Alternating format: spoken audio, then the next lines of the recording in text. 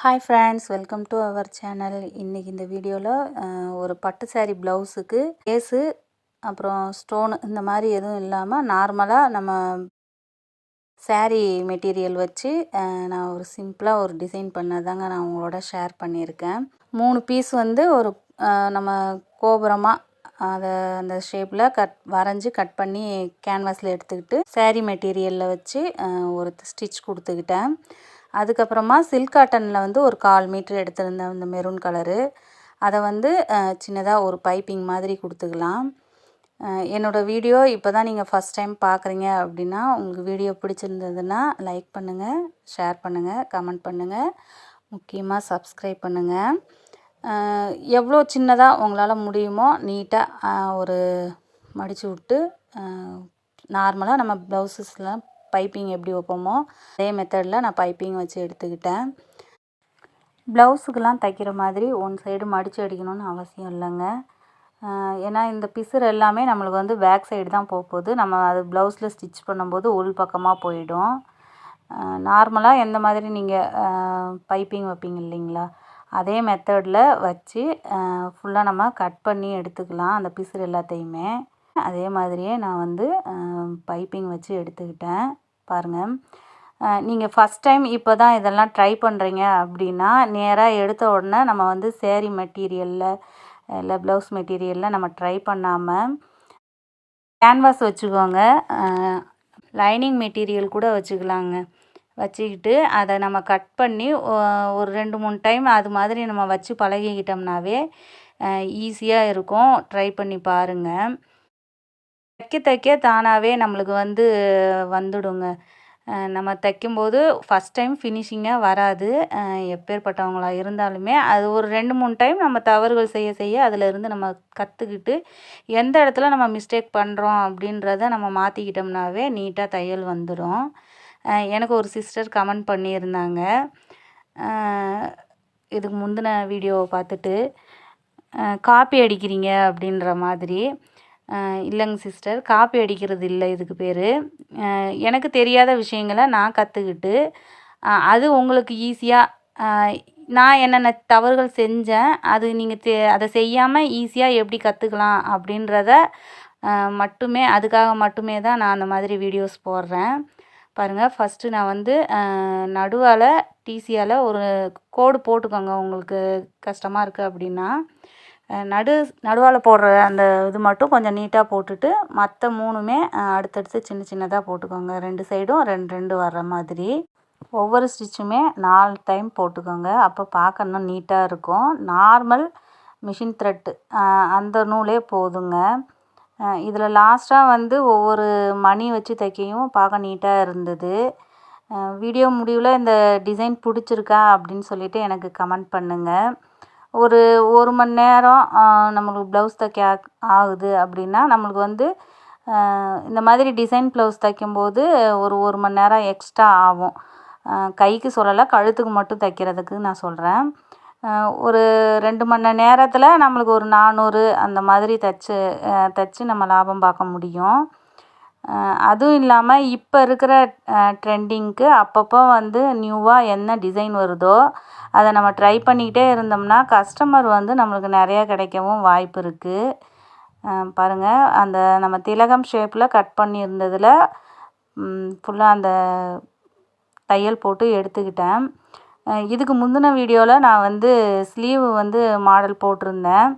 அதுக்குரிய கழுத்து பீஸ் தான் இன்றைக்கி தைக்கிறோம். அதுக்காக அதே மாடல் கொஞ்சம் வரணும் அப்படின்றதுக்காக இந்த த்ரெட்டு வந்து தையல் வந்து இதே மாதிரியே போட்டு எடுத்துக்கலான்றதுக்காக இதில் போட்டிருந்தேன்.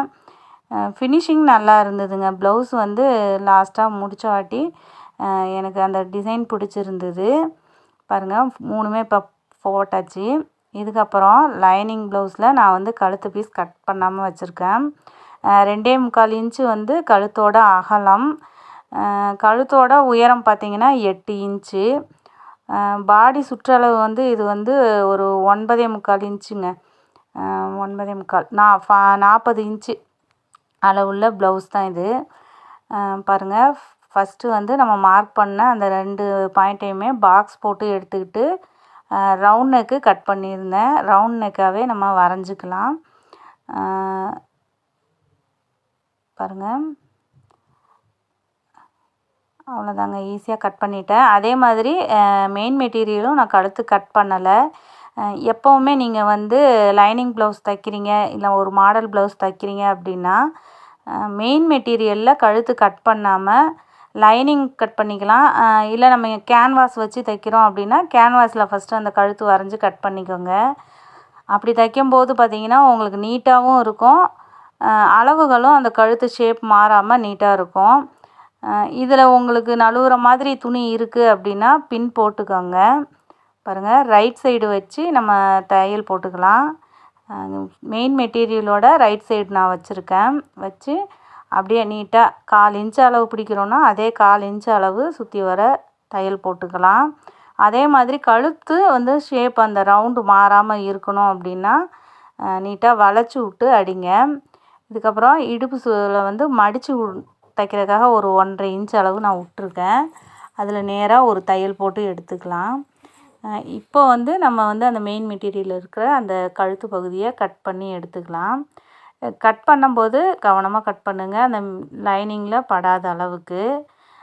சின்ன சின்னதாக ஒரு அந்த வளைவு வர்ற இடத்துல மட்டும் கட் கொடுத்துக்கிட்டேன். அந்த கட் கொடுக்கும்போது சப்போஸ் நம்மளுக்கு கத்திரிக்கோல் பட்டுடுச்சு அப்படின்னா பக்கத்துலேயே ஒரு தையல் போட்டு எடுத்துக்கோங்க. இதுக்கப்புறம் அப்படியே திருப்பிக்கலாங்க. இதில் வந்து பார்த்திங்கன்னா அந்த இடுப்பு பகுதி உள்ளர பிசுறு போயிடும். அதே மாதிரி கழுத்தும் உள்பக்கம் நீட்டாக வந்துடும். ஃபஸ்ட்டு இடுப்பு பகுதியில் அந்த கீழ்ப்பகுதியை ஃபுல்லாக லைனிங்கும் மெயின் மெட்டீரியலும் நல்லா இழுத்து விட்டு ஒரு தையல் போட்டுக்கிறேன். நல்லா தைக்க தெரிஞ்சவங்களுக்கு வந்து இந்த இதெல்லாம் தேவையில்லை. புதுசாக பழகுறீங்க, உங்களுக்கு நீட்டாக வரணும் அப்படின்னா உங்களுக்கு இந்த வீடியோ வந்து யூஸ்ஃபுல்லாக இருக்கும். ரெண்டாவது, நீங்கள் வந்து புதுசாக இப்போ தான் நம்ம கடை வச்சு ரன் பண்ணலாம், டைலரிங் ஷாப் வைக்கலாம் அப்படின்னா எந்த ஒரு நேரத்துலையுமே யோசிச்சுக்கிட்டே இருக்காதீங்க. நம்ம யோசிக்க அந்த செயலை வந்து நம்மளால் என்றைக்குமே செய்ய முடியாது. கான்ஃபிடெண்ட்டாக இப்போ கற்றுக்கிட்டோம், நம்மளால் நிச்சயம் முடியும் அப்படின்னு சொல்லி ஆரம்பிங்க. எந்த செயலையுமே நம்ம செய்கிறதுக்கு வந்து யோசிச்சுக்கிட்டே இருக்கும்போது அது நாள் தான் தள்ளி போகுமே தவிர அதனால் நம்மளுக்கு ஒரு பயனும் இல்லை. பாருங்கள், கழுத்தில் லைனிங் பீஸை வந்து நல்லா நீட்டாக எடுத்து விட்டுட்டு கார்னரில் ஒரு தையல் போட்டு எடுத்துக்கிட்டேன். இதுக்கப்புறம் லைனிங் பீஸும் மெயின் மெட்டீரியலும் அப்படியே நம்ம ஜாயின் பண்ணிக்கலாம். பாருங்கள், ரவுண்டு எப்படி ஷேப் கரெக்டாக நம்மளுக்கு கேன்வாஸ் இல்லாமலேயே எப்படி கரெக்டாக வந்திருக்கு பாருங்கள். கொஞ்சம் வழவழப்பாக இருக்குது, துணி சாஃப்டாக இருக்குது அப்படின்னா கேன்வாஸ் வச்சுக்கோங்க. எனக்கு இந்த மெட்டீரியலில் வந்து கொஞ்சம் ஸ்ட்ரிப்பாக தான் இருந்தது, அதனால் தேவையில்லை. நம்ம ஏற்கனவே கை வந்து டிசைன் பண்ணியிருக்கிறதுலையும் கேன்வாஸ் வச்சு பண்ணியிருக்கோம் இல்லைங்களா. அப்போ நம்ம வேர் பண்ணும்போது நம்மளுக்கு ஸ்மூத்தாக வேணும் அப்படின்னா கொஞ்சம் திக்னஸாக இருக்கிறதுக்கு முடிஞ்ச வரைக்கும் கேன்வாஸ் கம்மியாக யூஸ் பண்ணிக்கோங்க. பாருங்கள், 2 சைடுமே நான் வந்து லைனிங்கும் மெயின் மெட்டீரியலும் ஜாயின் பண்ணி எடுத்துக்கிட்டேன். எக்ஸஸாக இருக்கிறது எல்லாத்தையுமே கட் பண்ணிக்கலாம். அவ்வளோதாங்க, நீட்டாக கேன்வாஸ் இல்லாமையே நம்மளுக்கு வந்து ஷேப் மாறாமல் இருந்துருச்சு. இதுக்கப்புறம் பேக் டாட் பிடிச்சிக்கலாம். டிசைன் ப்ளவுஸ் பண்ணுறீங்க அப்படின்னா முதல்லையே நம்ம வந்து பேக் டாட் பிடிச்சி வச்சுக்கோங்க. அப்போ தான் நம்ம டிசைன் பண்ணும்போது மாறாமல் இருக்கும். ரெண்டாவது, நம்ம பண்ணிவிட்டு டாட் பிடிச்சோம்னா அந்த டிசைன் வந்து நம்மளுக்கு சுருக்கம் அந்த மாதிரி வரும். பாருங்கள், 2 இன்ச் நீளம் 2 இன்ச் அகலத்தில் வந்து நான் கட் பண்ணி எடுத்திருக்கேன். ப்ளவுஸ் சாரீ மெட்டீரியலில் வந்து ஒரு 10 இன்ச் அளவுக்கு வந்து நான் கட் பண்ணியிருந்தேன் பட்டு சாரியில். அதில் வந்து நான் கைக்கு டிசைன் பண்ணது போக மிச்சம் இருந்த மெட்டீரியல் வச்சு இதை தைச்சாச்சு. பாருங்கள், முக்கோணமாக நம்ம மடிப்போம் இல்லைங்களா, அதை மடித்து எடுத்து வச்சுக்கிட்டேன். ரவுண்ட் ஷேப் கொடுக்கறதுக்காக 1 சைடு கழுத்துக்கு மட்டும்தான் எனக்கு அந்த சாரீ துணி இருந்தது. அதனால் 1/4 மீட்ரு வந்து நான் சில்க் காட்டன் எடுத்திருந்தேன்னு சொல்லியிருந்தேன் இல்லையா, அதில் வந்து கிராஸாக நார்மலாக நம்ம கழுத்து பீஸ்க்கு எப்படி கட் பண்ணுவோமோ அதே அளவே வச்சு கிராஸாக கட் பண்ணி ஜாயின் பண்ணி எடுத்துக்கிட்டேன். ஜாயின் பண்ணிவிட்டு 2ஆக மடிச்சுக்கோங்க. அந்த கிராஸ் ஜாயின் பண்ணும்போது பிசுறு கரெக்டாக ரொம்ப விட்டு கட் பண்ணாலும் நல்லா இருக்காது. அதுக்காக ரொம்ப சின்னதாக கட் பண்ணிடாதீங்க. அப்போ நம்ம திருப்பும் போது நூல் பிரிஞ்சுட்டு வந்துடும். நல்லா ஓப்பன் பண்ணி அந்த தையலை நல்லா ஓப்பன் பண்ணி விட்டு கையால் தேய்ச்சி விட்டுக்கோங்க. இப்போ சரி பாதியாக 2ஆக மடித்து ஃபஸ்ட்டு எவ்வளோ தையல் விட்றீங்களோ அதே அளவே விடுங்க. 1/4 இன்ச்சுக்கும் கம்மியாக ஜாயின் பண்ணிவிட்டு அதே மாதிரி ராங் சைடு வச்சு ஜாயின் பண்ணுங்கள். ராங் சைடு வச்சு ரைட் சைடு திருப்ப போகிறோம். 1/4 இன்ச்சுக்கும் ஒரு பாயிண்ட் கம்மி அந்த அளவுக்கு பிடிச்சிக்கோங்க. நேராக ஒரே தையலாக போட்டுக்கோங்க. அந்த ஜாயிண்ட் வரும்போது அந்த ஜாயிண்ட்டை நல்லா விரித்து விட்டு வச்சு போட்டுக்கோங்க 2 சைடு வர மாதிரி. அது மாதிரி போடும்போது நம்மளுக்கு அந்த ஃபினிஷிங் வந்து கரெக்டாக இருக்கும். ஃபுல்லாக தையல் போட்டு எடுத்தாச்சு. இப்போ நாட்டு திருப்புவோம் இல்லைங்களா, அதே மெத்தடில் நாட்டு திருப்புற ஊசியை வச்சு நான் ஃபுல்லாக திருப்பி எடுத்துக்கிறேன். இந்த ஊசி வந்து ரொம்ப ஹெல்ப்பாக இருக்குங்க. மற்ற நூல் இல்லை ஊசியை வச்சு திருப்பும்போது கஷ்டமாக இருக்கும். இது அப்படி இல்லை. எவ்வளோ நீளமாக இருந்தாலுமே நம்மளுக்கு வந்து சீக்கிரமாக அது திருப்புறதுக்கு ஈஸியாக இருக்குது. பாருங்கள், ஃபுல்லாக திருப்பி எடுத்தாச்சு. ஒன் சைடு, அதாவது ஒன் சைடு மட்டும் இதை வச்சு தையல் போட்டுட்டு அப்படியே ஒரு 1/4 இன்ச்சு விட்டுட்டு வச்சுருக்கேங்க. இதில் லேஸ் அவங்க வேணாம், லேஸ் வந்து பட்டு சாரிக்கு அந்த அளவுக்கு வேணாம் அப்படின்னு சொன்னதுனால துணியாலேயே வச்சுருக்கேன். இந்த ஜாயின் பண்ணும்போது முடிஞ்ச வரைக்கும் நீட்டாக ஒரே மாதிரி தையல் வர மாதிரி பார்த்துக்கோங்க. அப்போ நம்மளுக்கு லுக்கு ஃபினிஷிங் வந்து நல்லா கரெக்டாக இருக்கும், பார்க்கவும் நீட்டாக இருக்கும். பாருங்கள், 2 சைடும் கார்னரில் போட்டு எடுத்துக்கிட்டேன். திரும்ப ஒரு 1/2 இன்ச்சு கேப் வச்சு இன்னொரு லைனும் போட்டு எடுத்துக்கலாம். உங்களுக்கு தெரியுதுங்களா? நீட்டாக ஃபுல்லாக தையல் போட்டுட்டேன். சப்போஸ் இது திருப்பும்போது நம்மளுக்கு சுருக்கமாக இருக்குது அப்படின்னா அந்த துணியை ஒரு அயர்ன் பண்ணிக்கோங்க, இன்னும் பார்க்க நீட்டாக இருக்கும்.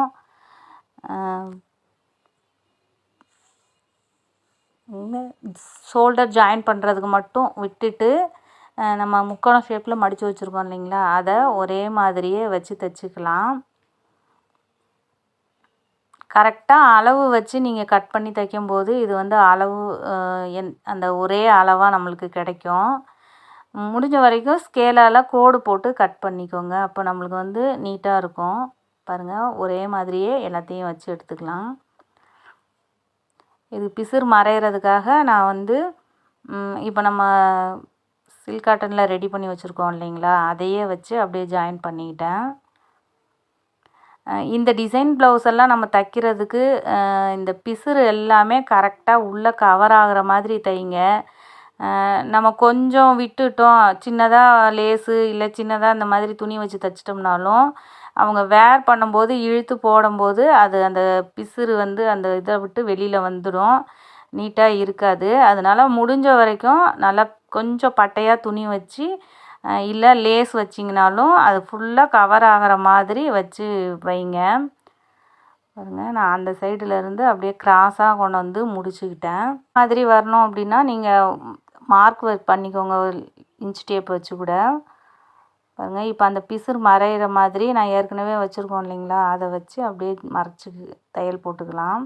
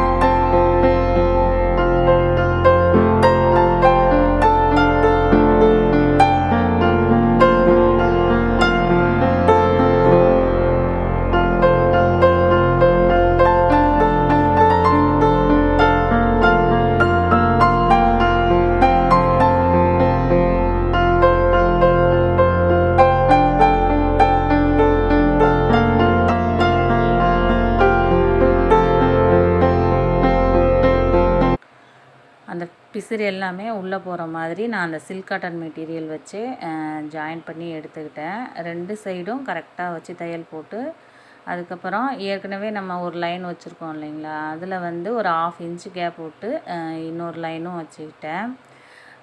இதில் ஃபுல்லாக நம்ம இன்னும் ஸ்டோன் ஒர்க்கு அந்த மாதிரிலாம் கொடுத்தோம்னா இன்னும் கிராண்டாகவே வரும். பாருங்கள், நம்ம ஏற்கனவே திலகம் ஷேப்பில் 3 ரெடி பண்ணி வச்சுருந்தோம் இல்லையா, அதை வந்து அதோட அந்த நம்ம டிசைன் பண்ணியிருக்கிற அந்த இதுக்கு சென்டராக வர மாதிரி வச்சு கரெக்டாக தையல் போட்டு எடுத்துக்கிட்டோம். சிம்பிளாக இருந்தாலும் பார்க்க நீட்டாகவும் இருக்குங்க. லேஸு அப்புறம் இந்த ஸ்டோனு இதெல்லாம் ஒரு சிலருக்கு வந்து எனக்கு முடி பிடிச்சி இழுக்கிற மாதிரி இருக்குது அப்படின்னு சொல்கிறவங்களுக்கு இந்த மாதிரி நீங்கள் டிசைன்லாம் ட்ரை பண்ணி பாருங்கள். நீட்டாகவும் இருக்கும். அதே சமயத்தில் வந்து பட்ஜெட்டு, அதாவது கம்மி ரேஞ்சில் அவங்க தைச்சி தர சொல்கிறாங்க அப்படின்னா அதுக்கு தகுந்த மாதிரி இருக்கும். வேலைகள் வந்து நம்மளுக்கு அதிகம் இல்லாத ஒர்க்கு தான் இது. அந்த திலகம் ஷேப் நம்ம ரெடி பண்ணுறது ப்ளஸ் வந்து அந்த அந்த முக்கோண ஷேப்பில் வச்சுருக்கோம். இது 2 தான் நம்மளுக்கு வந்து மேக்ஸிமம் வேலையாக இருக்கும். நார்மல் அப்புறம் சிம்பிளாக ஒரு டிசைன் பண்ணணும் அப்படின்னா இந்த டிசைன் ட்ரை பண்ணி பாருங்கள். ஃபஸ்ட்டு அந்த பூவை அந்த திலகம் ஷேப்பை 3யுமே ஒன்றோட ஒன்று டச் ஆகிற மாதிரி வச்சுருக்கோம். இதில் எங்கேயுமே நம்மளுக்கு பிசுறு இல்லை, அதனால் நம்ம அப்படியே வச்சு தையல் போட்டுக்கலாங்க. நான் லாஸ்ட்டாக ஃபினிஷிங்காக வந்து நடுவால் மட்டும் ஒரு பட்டன் மட்டும் வச்சுருந்தேன். பார்க்க நீட்டாக இருந்தது. பாருங்கள், ஃபுல்லாக தையல் போட்டு எடுத்தாச்சு. பேக் சைடு அவ்வளோதாங்க. ஃப்ரண்ட்டில் வந்து நான் வந்து ஒன் சைடு வர்ற மாதிரி இதே டிசைன் வர்ற மாதிரி ஷோல்டர் ஜாயின் பண்ணிவிட்டு அந்த முன்பக்கமும் ஒரு பக்கம் வச்சுருந்தேன். பாருங்கள் எந்த அளவுக்கு நீட்டாக வந்திருக்கு அப்படின்ட்டு. இப்போ இதில் ப்ளவுஸ் மெட்டீரியலில் எனக்கு இன்னும் எக்ஸஸாக துணி இருந்தது தான் நம்ம ஃபுல்லாக கவர் ஆகிற மாதிரி அந்த மாதிரி டிசைன் வச்சுருந்துருக்கலாம். பாருங்கள், அவ்வளோதாங்க. இதுக்கப்புறம் ஃப்ரண்ட்டில் வந்து ஷோல்டர் ஜாயின் பண்ணி எல்லாம் கழுத்தும் ஜாயின் பண்ணிட்டேன். அதில் வந்து அந்த முன்ன வச்சுருந்தோம் இல்லையா, அதே மாதிரியே அதே லைன்லேயே முன் பக்கத்துக்கு மட்டும் ஒரு 5-7 பீஸ் வச்சேன்னு நினைக்கிறேங்க. 7 பீஸ் அந்த மாதிரி வச்சுட்டு அந்த பின்பக்கம் எப்படி நம்ம அதை மறைக்கிற மாதிரி அந்த துணி வச்சு தைச்சோமோ அதே மாதிரியே அந்த சில்க் காட்டன் மெட்டீரியலே கவர் ஆகிற மாதிரி வச்சு தைச்சிட்டேன். லாஸ்ட்டாக எல்லாத்துக்குமே கோல்டு கலர் மணி வச்சு தைச்சி ஸ்டிச் பண்ணி முடிச்சிருந்தேன். பார்க்க நீட்டாக இருந்தது. உங்களுக்கும் வீடியோ பிடிச்சிருந்தது, இந்த டிசைன் பிடிச்சிருந்தது அப்படின்னா எனக்கு கமெண்ட் பண்ணுங்கள். பாருங்கள், இதில் உள் பக்கமாக அந்த பிசுரை வந்து நல்லா மடித்து தள்ளி விட்டுட்டு அப்படியே நம்ம வச்சு தையல் போட்டுக்கலாம். முடிஞ்ச வரைக்கும் டிசைன் ப்ளவுஸ் தைக்கும்போது அந்த பிசுறு இல்லாமல் நீட்டாக தைச்சிட்டோம்னாவே அவங்க வேர் பண்ணும்போது கம்ப்ளைண்ட் வராது. ஸ்டோன் வச்சு எல்லாம் தச்சு ப்ளவுஸ் முடித்த வாட்டி ஃபினிஷிங் இந்த மாதிரி தாங்க இருந்தது. அது சென்டரில் ஒரு சின்னதான ஒரு பட்டன் ஒன்று வச்சுருந்தேன். பாருங்கள்,